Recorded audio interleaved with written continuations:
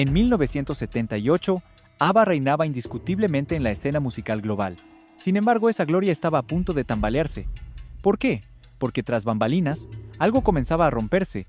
Las tensiones personales crecían día a día, los celos corroían las relaciones internas, y los matrimonios entre los integrantes estaban peligrosamente cerca del colapso. Como resultado de esta tormenta emocional, surgió una necesidad urgente.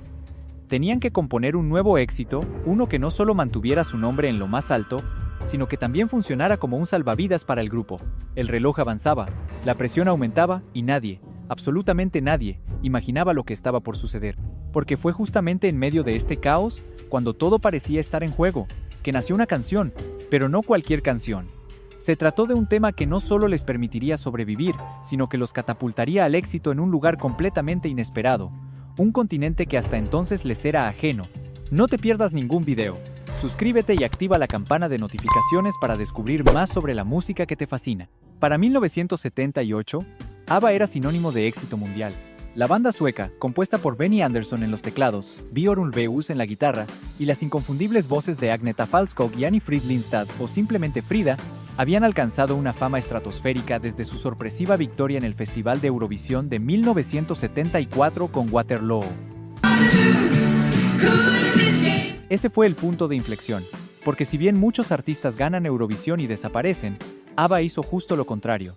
Usaron ese trampolín para conquistar el planeta entero, gracias a una fórmula irresistible: melodías pegadizas, armonías vocales pulidas hasta la perfección, letras sencillas pero eficaces y una producción brillante.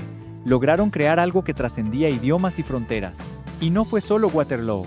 En los años siguientes, ABBA consolidó su reinado en el pop, con temas como Mamma Mia, SOS y Dancing Queen.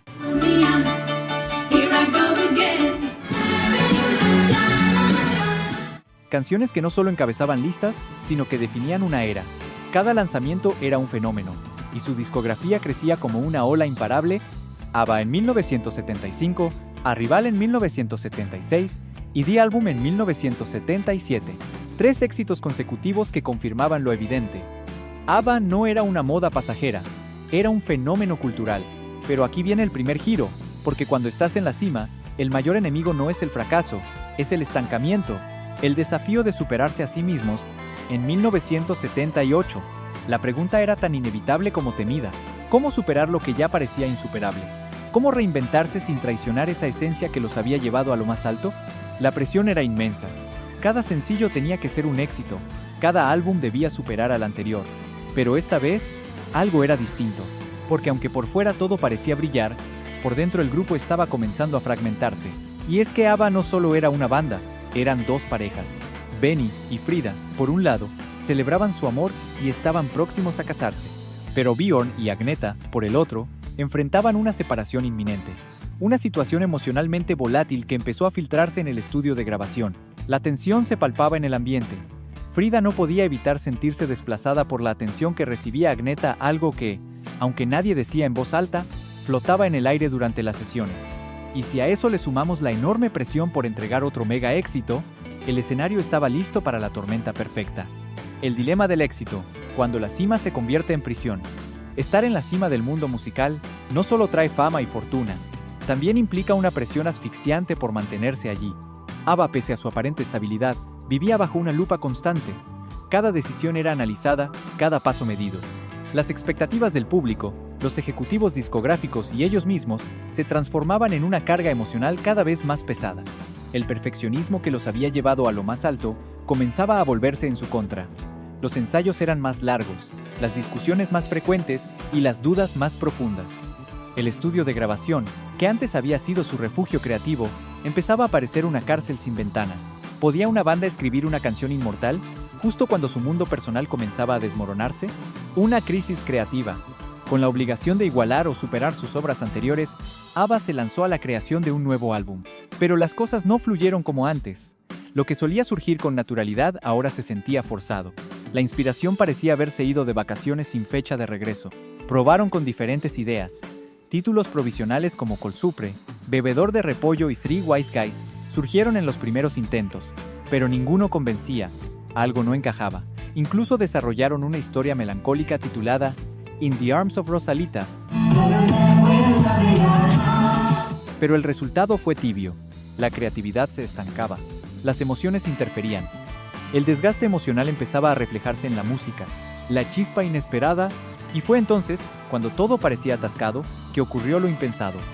Durante un viaje, Benny y Björn escucharon en la radio una canción que los detuvo en seco, El Cóndor pasa, de Simon y Garfunkel. Esa melodía andina, melancólica, casi hipnótica, les tocó una fibra sensible. Sintieron que esa atmósfera nostálgica, ese aire de consuelo y esperanza, podía ser el corazón de la canción que tanto buscaban. Volvieron al estudio y reimaginaron por completo lo que venían trabajando. Reescribieron la melodía, aligeraron los arreglos y destacaron la guitarra acústica. Le dieron una calidez inesperada, y con ese nuevo enfoque, la canción dejó de ser una historia de abandono para transformarse en algo mucho más profundo. Björn reescribió la letra desde una perspectiva completamente distinta.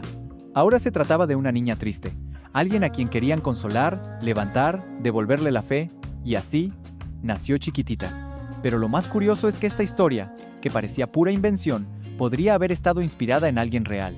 Antes de continuar, me gustaría conocerte. ¿De dónde eres y cuántos años tienes? Cuéntalo en comentarios, te leeré. Sigamos. Un origen posible. La niña que inspiró Chiquitita. Aunque no hay una confirmación oficial, algunas versiones apuntan a una historia que habría conmovido profundamente a Björn y Benny. Se trata de Angelina, una niña sueca de apenas 12 años que había perdido a su tía Rosalita. Esta mujer no era solo una figura familiar, era su refugio emocional, su fuente de amor incondicional. Esa pérdida dejó una huella profunda en la pequeña, y cuando la historia llegó a oídos de los compositores de ABBA, algo se encendió en ellos. Si bien no está documentado que Chiquitita sea directamente sobre ella, la emoción de la historia encajaba perfectamente con la letra que estaban construyendo. Consolar a alguien pequeño, frágil, dolido, y recordarle que el sol volverá a brillar. Confesiones entre líneas. Si se escucha con atención la letra de Chiquitita, se pueden detectar matices que van más allá de la historia de una niña triste. Hay frases que parecen hablar de los propios integrantes del grupo, de sus miedos, de su desgaste emocional, de sus ganas de seguir adelante pese al dolor. No hay que llorar, las estrellas brillan por ti allá en lo alto, dice la canción. ¿Acaso no estaban también hablándose a sí mismos? ¿No era esa línea un intento de recordar que aún había luz, incluso en los momentos más oscuros? Es posible que Chiquitita haya sido, en parte, una carta de aliento interna, una forma de decirse, resistamos un poco más. Y así fue como nació una canción cargada de ternura, esperanza y sanación emocional. Pero una cosa era tener la canción terminada, otra, muy distinta, era lanzarla al mundo de manera que hiciera el impacto que el grupo necesitaba. Y aquí es donde la historia toma un giro inesperado, porque Chiquitita no debutaría en cualquier escenario, sino en el más simbólico del planeta. El escenario perfecto. A comienzos de 1979, la ONU organizó un concierto benéfico para conmemorar el Año Internacional del Niño. La idea era tan simple como poderosa: reunir a grandes artistas para que donaran las regalías de sus nuevas canciones a UNICEF. Para ABBA, esto representaba una oportunidad única. No solo podían presentar Chiquitita por primera vez ante una audiencia global, sino que podían hacerlo con un propósito mayor. Así, el 9 de enero de 1979, se subieron al escenario en la Asamblea General de las Naciones Unidas, acompañados por gigantes de la música como The Bee Gees, Rod Stewart, John Denver y Donna Summer. La presentación fue emotiva. Frida y Agneta, con sus voces impecables, lograron lo que pocos artistas consiguen: silenciar una sala repleta con solo una canción. Chiquitita se convirtió, desde ese instante, en un puente directo al corazón. Un impacto inmediato. 7 días después, el 16 de enero, la canción fue lanzada comercialmente. Y el efecto fue inmediato. En el Reino Unido, debutó directamente en el puesto número 8, una hazaña sin precedentes para ABBA hasta ese momento, y pronto alcanzó el número 2, superada únicamente por Yard of Glass de Blondie. En Europa, dominó las listas, y aunque en Estados Unidos el éxito fue más moderado, logrando el puesto 29 en el Billboard Hot 100, su alcance fue global. Lo más impresionante, Chiquitita se convirtió en el sencillo más exitoso del álbum Voulez-Vous, superando incluso a los temas más bailables. Pero esto era solo el comienzo, porque el verdadero fenómeno de Chiquitita estallaría al otro lado del mundo: el giro latinoamericano. Hasta ese momento, ABBA no había logrado un impacto significativo en América del Sur. Sus discos se vendían, sí, pero el fervor que generaban en Europa no se replicaba en países como Argentina, Perú o México. La conexión emocional simplemente no estaba del todo allí. Fue entonces cuando Dee McCloskey, un ejecutivo de RCA Records en Argentina, propuso algo que en ese entonces parecía una jugada arriesgada: traducir Chiquitita al español y grabarla nuevamente. Estaba convencido de que la clave para conquistar al público latino era cantar en su idioma. Él y su esposa, Mary, se encargaron personalmente de adaptar la letra. Pero no se trataba solo de traducir palabras. La clave estaba en mantener la fonética, el ritmo y, sobre todo, la emoción intacta. Curiosamente, antes de Chiquitita, ABBA tenía serias dudas sobre cantar en español. El idioma les parecía difícil y sentían que sus voces podrían sonar forzadas al interpretarlo. Era una cirugía delicada. ABBA aceptó, y en abril de 1979 lanzaron la versión en español de Chiquitita. El resultado fue arrollador.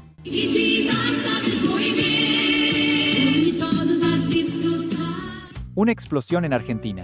En cuestión de semanas, la canción llegó al número 1 en las listas de Argentina. Y no solo eso, vendió 500.000 de copias, superando incluso a la versión original en inglés. Una canción, 1000 versiones.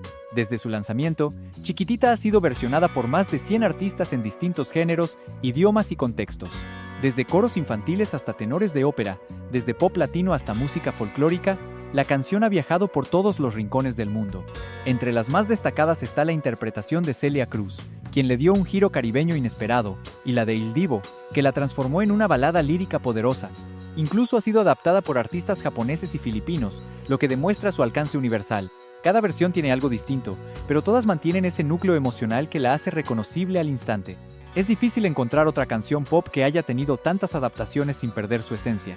Ese fenómeno es prueba viva de que Chiquitita no pertenece solo a ABBA, le pertenece al mundo. Algunos llegaron a decir que Chiquitita era el mayor éxito internacional en América del Sur en los últimos 25 años. Ese inesperado éxito cambió el rumbo de la banda en la región. Por primera vez, ABBA no era solo una banda europea que sonaba en la radio, era parte del corazón de millones de personas, y lo que decidieron hacer después consolidaría ese lazo como nunca antes. Antes de continuar, dime, ¿estás disfrutando este video? Si es así, no olvides suscribirte para no perderte nada de lo que viene. Sigamos. Un álbum en español. En 1980, impulsados por el impacto de Chiquitita, ABBA lanzó Gracias por la música, un álbum enteramente en español. Incluía versiones traducidas de sus grandes éxitos, y fue recibido con una devoción pocas veces vista en el mundo hispanohablante, porque ahora ya no era solo una cuestión musical. Era emocional, era identidad. Chiquitita se transformó en algo más que una canción.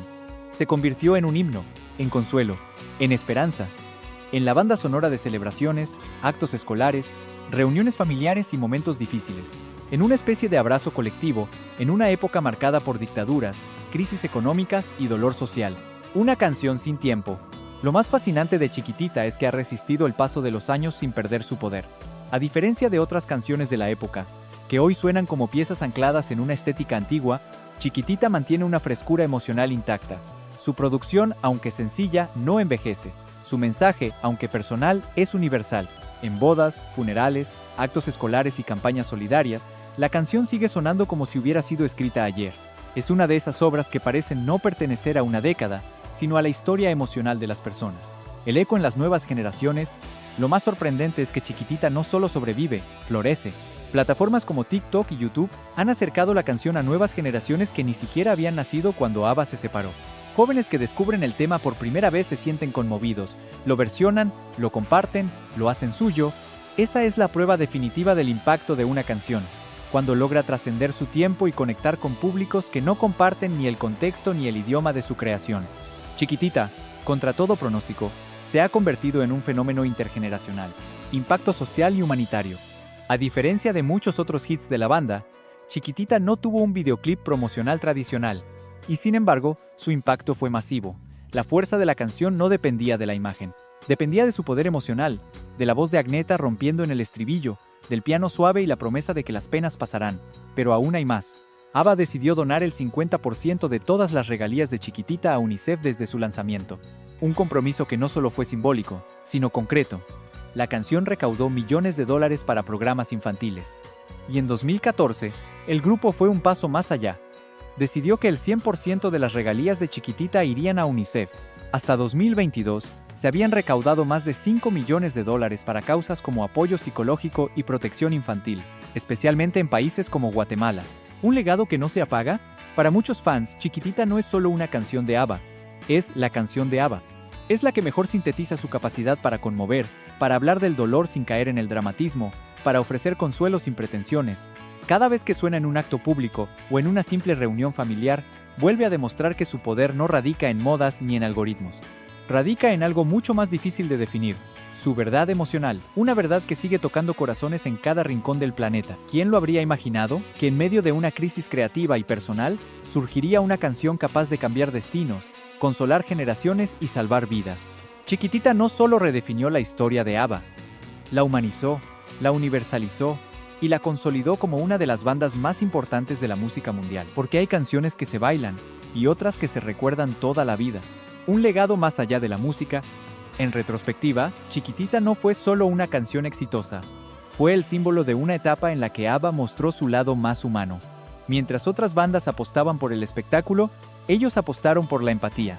Donaron millones, sí, pero también regalaron un mensaje de consuelo que cruzó fronteras, idiomas y generaciones. En un mundo acelerado, Chiquitita sigue siendo un momento de pausa. Un recordatorio de que incluso en el dolor hay belleza, de que incluso en la tristeza puede nacer una melodía. Ese legado intangible es quizás su mayor triunfo. No figura en rankings, ni en ventas, pero vive en la memoria emocional de millones de personas. Tras la disolución de ABBA, cada uno de sus miembros tomó caminos personales y profesionales muy diferentes, marcados tanto por éxitos como por dificultades personales. Agneta Faltskog. Tras el fin de ABBA, Agneta intentó retomar su carrera como solista, lanzando varios discos, aunque nunca alcanzó el mismo nivel de fama internacional que con el grupo. Su vida personal estuvo marcada por 2 matrimonios fallidos, problemas de salud mental, accidentes y el suicidio de su madre, lo que la llevó a aislarse durante años en una granja cerca de Estocolmo. También sufrió acoso por parte de fans obsesivos, lo que reforzó su deseo de privacidad. Actualmente, vive retirada y enfocada en su familia. Annifrid Lindstad. Frida. Frida también inició una carrera como solista tras la separación, logrando cierto éxito con el álbum Something's Going On. Sin embargo, tras sufrir varias tragedias personales, incluyendo la muerte de su hija y la de su esposo, se retiró durante un tiempo de la música. Posteriormente, se dedicó a la filantropía y causas medioambientales, invirtiendo gran parte de su fortuna en estas actividades. Hoy en día, Frida mantiene un perfil bajo, aunque ocasionalmente participa en eventos relacionados con ABBA. Björn Ulvaeus. Björn siguió vinculado a la música y los negocios. Junto a Benny Andersson, creó exitosos musicales como Chess y especialmente Mamma Mia, basado en las canciones de ABBA. Además, ha tenido una vida familiar estable tras casarse nuevamente y es conocido por su activismo en organizaciones humanistas y tecnológicas. En los últimos años, Björn ha enfrentado problemas de memoria, pero sigue activo en la industria musical y empresarial. Benny Andersson. Benny continuó trabajando con Björn en proyectos musicales y se mantuvo activo como compositor y productor. Fundó la Benny Andersson Orchestra y ha seguido componiendo música. Benny también luchó contra una fuerte adicción al alcohol, de la que logró recuperarse a principios de los 2000. Hoy está sobrio y sigue dedicado a la música. Aunque durante décadas los 4 integrantes evitaron reunirse públicamente, el éxito del musical y las películas Mamma Mia los volvió a juntar en algunos eventos. En 2022, sorprendieron al mundo con el lanzamiento de Boy Ash, su primer álbum en casi 40 años, y un espectáculo en Londres protagonizado por avatares digitales, cumpliendo así su promesa de no volver a actuar juntos físicamente en el escenario. ABBA sigue siendo una de las bandas más exitosas de la historia, y sus integrantes, aunque con vidas muy diferentes tras la separación, han dejado una huella imborrable tanto en la música como en la cultura popular. Y si quieres aprender más, haz clic aquí.